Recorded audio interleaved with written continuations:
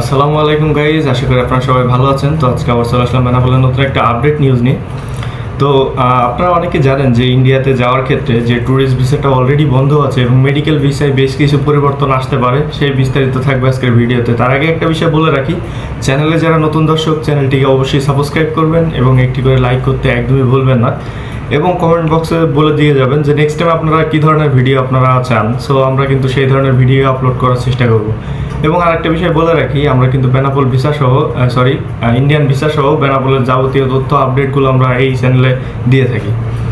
তো বেশি কথা না বাড়িয়ে চলে যাই মূল ভিডিওতে। তো একটা বিষয় বলে রাখি যে ইন্ডিয়াতে এখন যাওয়ার ক্ষেত্রে ট্যুরিস্ট ভিসাটা কবে নাগাদ চালু হবে এই বিস্তারিত নিয়ে একটু আলোচনা করি, তারপরে মেডিকেল ভিসার বিষয়ে কথা বলবো।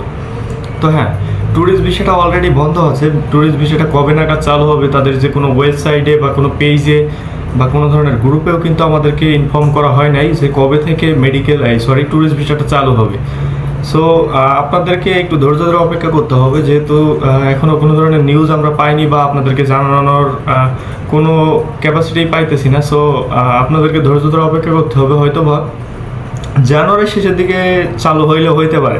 সো এক্স্যাক্টলি বলা পসিবল না। চলেন এখন যাই মেডিকেল ভিসার বিষয়ে। তো মেডিকেল ভিসা সম্পর্কে বলতে গেলে এখন কিন্তু অনেকেই ডেট পাচ্ছে। আমার কমেন্টেও দেখলাম একজন লিখলো আলহামদুলিল্লাহ মেডিকেল ভিসা পেয়েছি। সো আপনারাও কিন্তু মেডিকেল ভিসাটা খুবই দ্রুত পাইতে পারেন।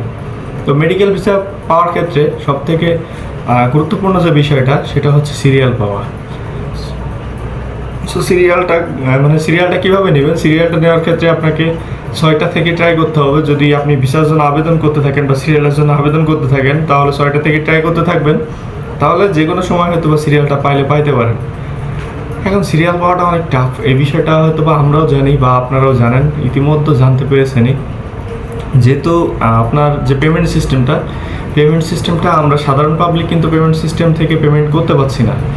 সো এই যে বিষয়টা, এটা কিন্তু অনেক দুঃখজনক একটা বিষয়। বাংলাদেশের অসাধু কিছু লোকজনের কারণে আমরা কিন্তু পেমেন্ট সিস্টেম থেকে পেমেন্ট করতে পারছি না। অর্থাৎ আমাদের একান্ত যাদের জরুরি ইন্ডিয়াতে যাওয়ার তারাই যেতে পারছে না, কিন্তু যাদের দরকার নাই তারা কিন্তু টাকা পয়সা খরচ করে চলে যাচ্ছে, এটা থার্ড পার্টির মাধ্যম দিয়ে আর কি।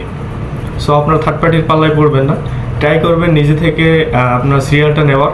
সো সিরিয়াল যদি আপনি পান তাহলে কিন্তু অবশ্যই আপনি ইন্ডিয়াতে যেতে পারবেন। আর যখন আপনি সিরিয়ালটা পাবেন, সো তখন কী হবে, আপনার সর্বোচ্চ 3 থেকে 4 দিনের ভিতরে আপনি চলে যাবেন অ্যাম্বাসিতে। সিরিয়াল পাওয়ার পরে অ্যাম্বাসিতে গিয়ে আপনার যাবতীয় ডকুমেন্টস এবং কাগজপত্র সব কিছু ওখানে জমা দিবেন। জমা দেওয়ার 5 থেকে 7 দিনের ভিতরেই আপনার কাছে SMS চলে আসবে। আবার একটা ভাই আমাকে ফোন দিয়ে বললো যে ভাই আমি তো আজকে 10-12 দিন ধরে অ্যাপ্লিকেশন ফর্মটা জমা দিয়ে এসেছি, কিন্তু আমি কোনো রেসপন্স পাচ্ছি না। হ্যাঁ, তো আপনি কি করবেন, আপনি যেটি করবেন সেটি হচ্ছে তাদের হেল্পলাইন নাম্বার বা ল্যান্ডলাইন নাম্বার যেটি রয়েছে, আপনারা সেখানে কথা বলতে পারেন।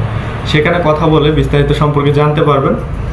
তো তারপরে বেনাপোল বর্ডার দিয়ে যাওয়ার ক্ষেত্রে কোনো রুলস বা রেগুলেশন চালু হয়নি এখনও।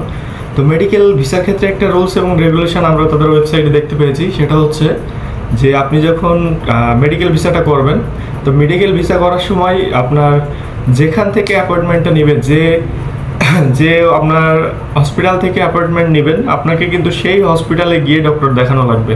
তা না হলে কিন্তু আপনার একটা সমস্যা সৃষ্টি হবে। আপনার কিন্তু ইন্ডিয়া যাওয়ার ক্ষেত্রে এই ব্যাপারটাতে বিঘ্ন হতে পারে।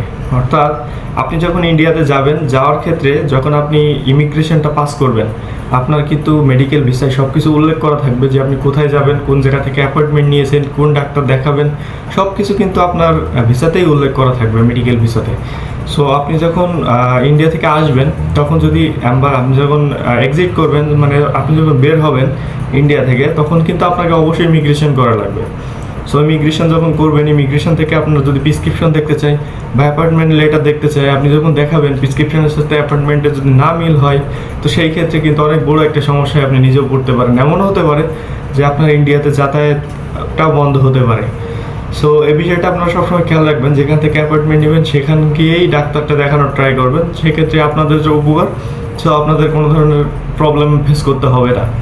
সো এটাই কিন্তু ছিল আজকে সবথেকে গুরুত্বপূর্ণ আপডেট। আমি কিন্তু আজ কয়েকদিন ধরে একই বিষয় নিয়েই কথা বলতেছি, একইভাবেই বলতেছি যে আপনারা এই ভুলটা করেন না। সো আমি চাই না যে আমার কোনো অডিয়েন্স এই ধরনের প্রবলেম ফেস করুক, কারণ আমরা যেটুকু জানতে পারছি আপনাদেরকে জানিয়ে দিয়েছি। তো এটাই কিন্তু সবচেয়ে আপডেট নিউজ ছিল। সবাই ভালো থাকবেন, সুস্থ থাকবেন। আসসালামু আলাইকুম।